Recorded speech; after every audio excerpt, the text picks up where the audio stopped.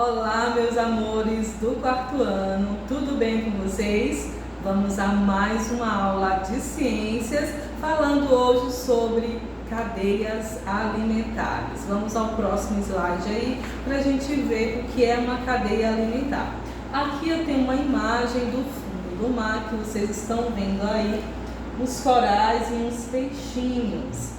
Então aqui nós temos uma cadeia alimentar também. Os corais servem aí de alimento para outros animais, as plantas também servem de alimento para os peixes e os peixes maiores comem os peixes menores. Então aí temos uma cadeia alimentar.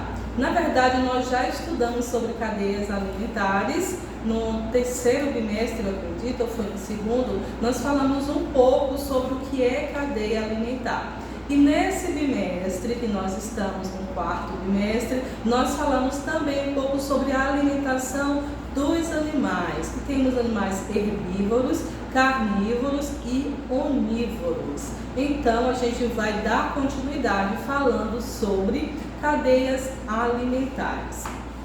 Além disso, você aprenderá também sobre a interferência humana nas cadeias alimentares. Então vamos lá ao próximo slide. Temos aqui uma cadeia alimentar. Temos a planta, que é um produtor, porque ela fabrica seu próprio alimento através da fotossíntese. Então, depois aqui temos um gafanhoto. O gafanhoto se alimenta da planta. O gafanhoto é um animal herbívoro. E daqui é o consumidor primário. Ele se alimentou da planta. O sapo se alimenta do gafanhoto. Ele é um consumidor secundário, ele é um carnívoro.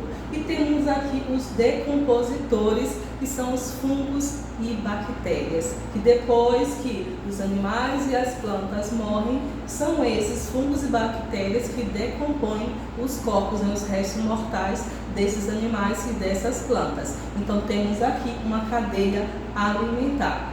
E toda vez que o homem interfere nessa cadeia alimentar, desequilibra a natureza. Vamos ver mais adiante.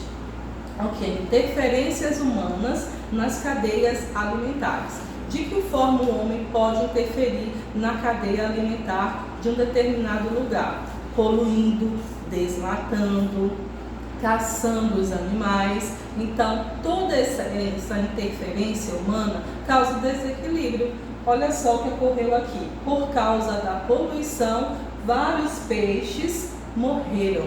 E aquele animal que se alimentava desse peixe também pode morrer, porque ele vai ficar sem o alimento que ele necessita para sobreviver. Temos aqui outra imagem, uma imagem de uma tartaruga, que por causa da poluição dos sacos plásticos, sacolas plásticas, que são lançadas no oceano, ela acaba comendo e morre. E o animal que se alimenta da tartaruga vai acabar morrendo também, porque o seu alimento vai ficar escasso, pode chegar até a extinção mesmo, se não tomar medidas para que a poluição desapareça, o desmatamento desapareça, para que a pesca predatória ou a caça predatória possa desaparecer. Vamos ao próximo slide.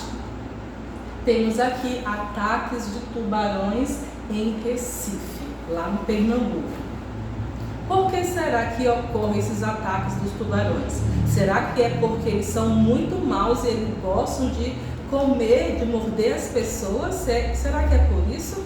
Ou tem alguma coisa a ver com a interferência do homem e aí o tubarão começa a atacar porque pensa que os banhistas são o seu alimento? O que é que vocês acham? Então, quem pensou que é por causa da interferência humana, está correto, está certinho aí. Os homens, interferem na natureza e acaba voltando para eles também. Na página 270 temos um texto que fala sobre isso. Eu vou aqui fazer a leitura e vocês acompanham comigo. Entenda por que surfistas e banhistas estão na mira desses peixes, desses tubarões. Você já deve ter ouvido falar de banhistas atacados por tubarões em praias de Recife. A maioria foi feita pelo tubarão cabeça chata, mas também há registro de ataques de tubarão tigre, o que nos leva a perguntar: por que isso está acontecendo em Recife?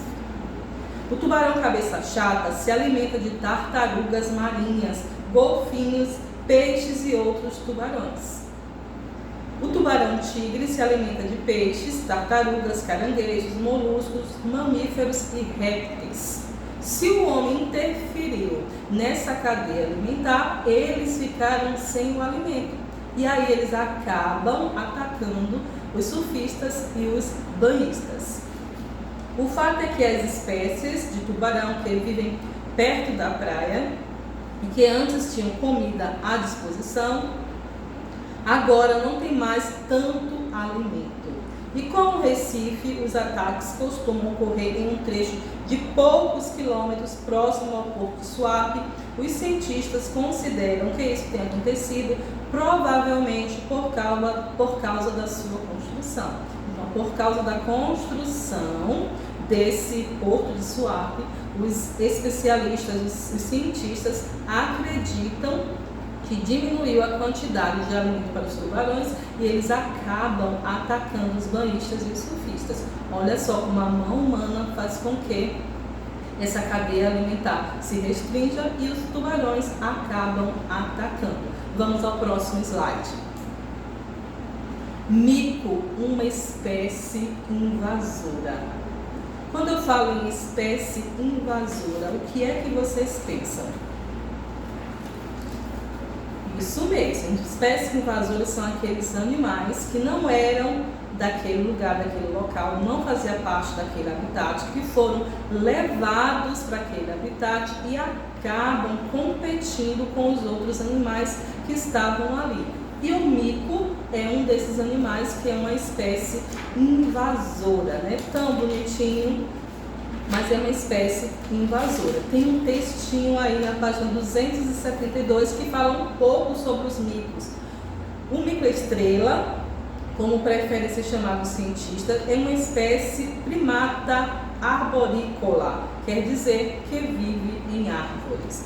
O cardápio do mico-estrela é variado à beça. Inclui frutos, insetos, néctar de planta, flores, sementes, fungos, moluscos, ovos e pequenos vertebrados. Você já ouviu por aí? Alguém já viu um miquinho estrela?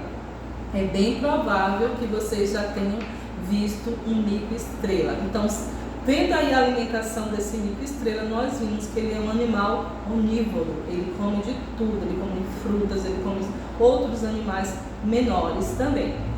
Embora o lugar de origem do mico estrela seja na Caatinga, no Nordeste, a espécie pode ser vista em outras regiões do Brasil, porque essa espécie foi pega daqui do Nordeste e foi levada para outras regiões, como a região Sudeste ou a região Centro-Oeste, e lá ele conseguiu viver também, porque ele encontrou comida, encontrou abrigo, mas ele acaba competindo, na verdade, com os animais que já faziam parte daquele habitat. Vamos agora, gente... nós já vimos, na verdade, as cadeias alimentares, vimos que a interferência do homem faz com que haja um desequilíbrio nas cadeias alimentares, vimos que as plantas são produtores porque fabricam seu próprio alimento, os animais herbívoros se alimentam das plantas, então eles são os consumidores primários, e os animais carnívoros que se alimentam dos animais herbívoros são os produtores, não, consumidores, na verdade. Vou repetir, pausa aí. Vimos que as plantas são produtores porque fabricam seu próprio alimento, que o gafanhoto, que faz parte daquela cadeia alimentar, é um animal consumidor primário porque ele se alimenta das plantas. Vimos que o sapo é um animal carnívoro, é um consumidor secundário porque ele se alimenta do animal que é herbívoro. Vimos também as espécies invasoras, vimos que o homem interfere na cadeia alimentar, e isso acaba causando desequilíbrio na natureza. Então, esse foi o nosso conteúdo de hoje. Fiquem com Deus e até a nossa próxima aula. Tchau, tchau.